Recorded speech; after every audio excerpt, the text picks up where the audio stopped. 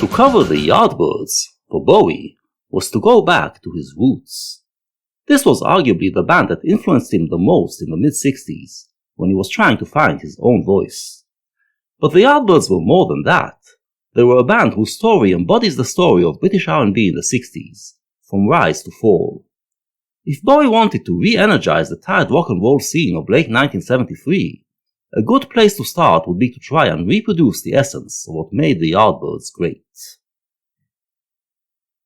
The story of the Yardbirds begins in 1963, when they formed as part of the London scene of musicians trying to emulate the electric urban blues created by African Americans in Chicago. They quickly became the house band of the Crawdaddy, the club that was the mecca of London's R&B scene, taking over from the Rolling Stones, who were headed for stardom.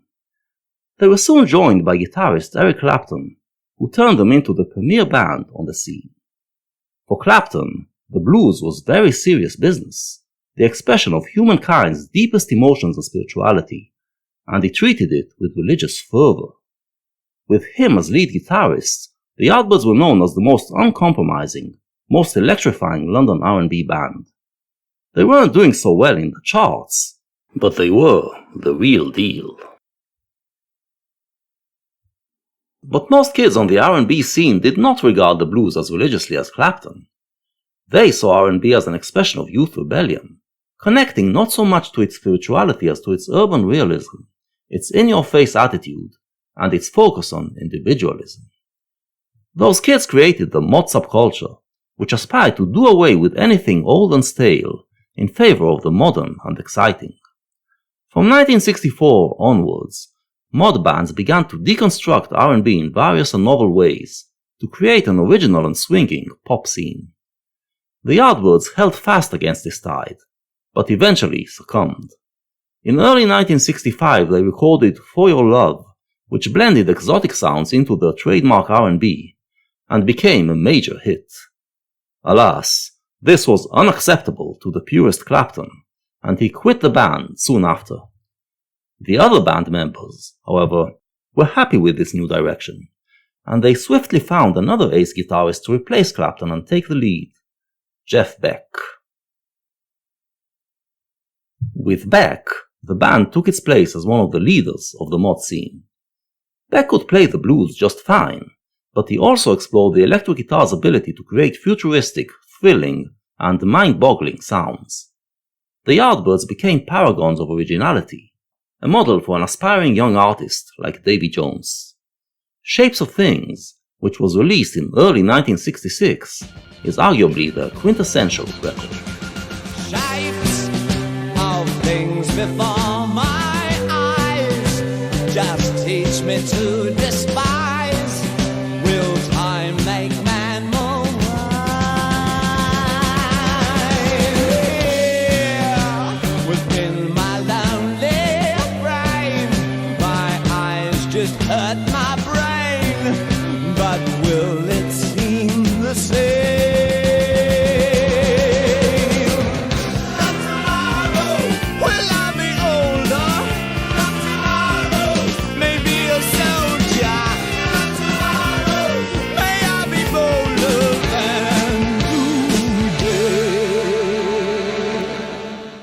The singer feels alienated from reality, which loses coherency and shatters into meaningless shapes before his eyes.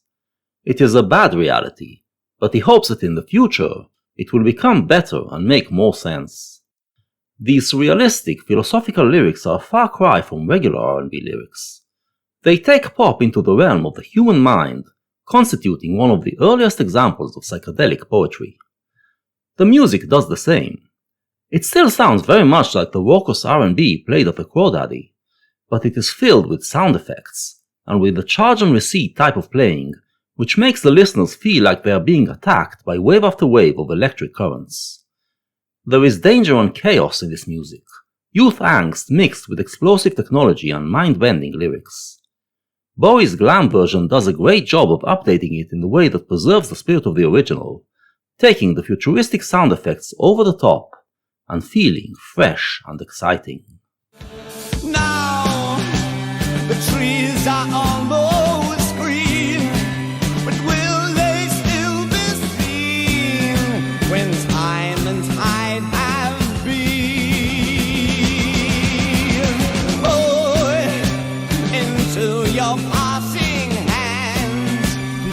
Don't destroy these lands, don't make them desert sands. It seems that some time has passed between the first and second verses, and the singer managed to find some meaning in his life. The shapes come together to make a coherent picture, and become trees and other daily objects. But now he fears the future, fears that everything might fall apart again. Now comes the guitar solo, in which Mick Ronson gets a chance to go against his idol, Jeff Beck, and show that the student surpassed the teacher. Maybe not surpassed, but he does a fine job.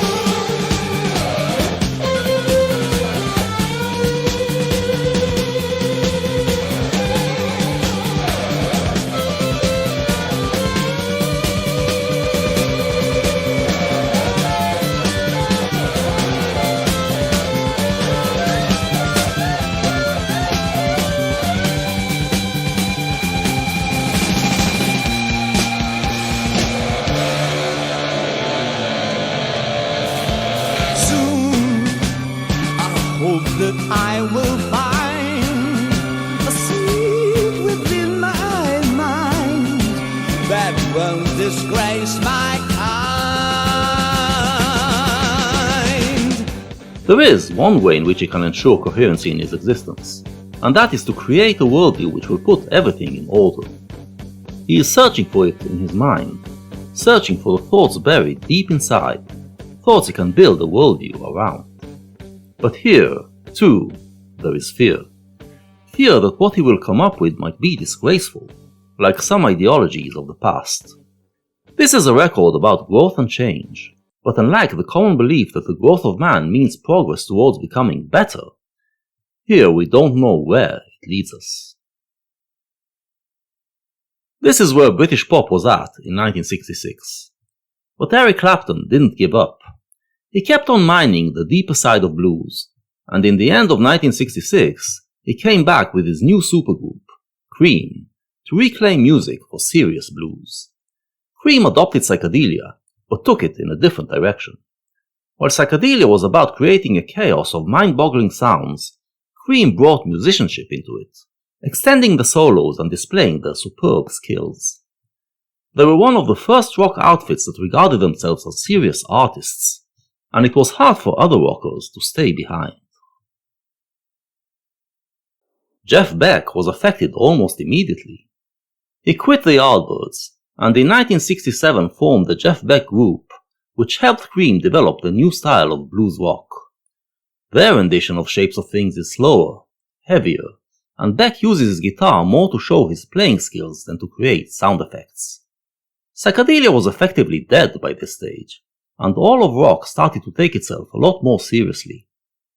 The early British rock and roll and R&B bands had to adapt to survive, to show that they are serious artists and not just pop groups.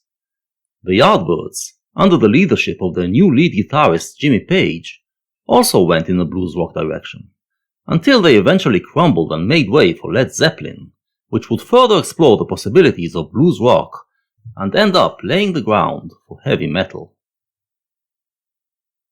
So the Yardbirds were kind of a battlefield over the spirit of rock and roll, rhythm and blues, and youth culture, and the battle was resoundingly won by Eric Clapton's approach. Shapes of Things shows us that in 1966, youth culture still feared growth and wanted to remain in the stage of immaturity, but by the end of the 60s, rock was regarding itself as a serious art form which had outgrown its juvenile origins. One of the guitarists most affected by Cream and the Jeff Beck Group was Mick Ronson, and The Man Who Sold the World is an album that is part of the era's pretentiousness.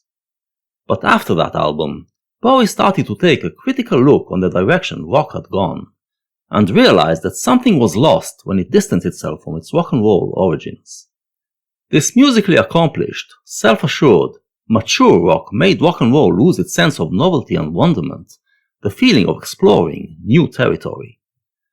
Glam rock was in many ways a return to rock and roll, a poke in the eye of serious rock. But glam was by now becoming boring as well, and Bowie is trying to once again go back to the well of early rock and roll to draw fresh water. His rendition of Shapes of Things breaks up glam into sound effects and electric shocks, trying to recreate the same confusing effect that the Yardbirds original had back in the day. You can hear a bit of Bowie's future in this record.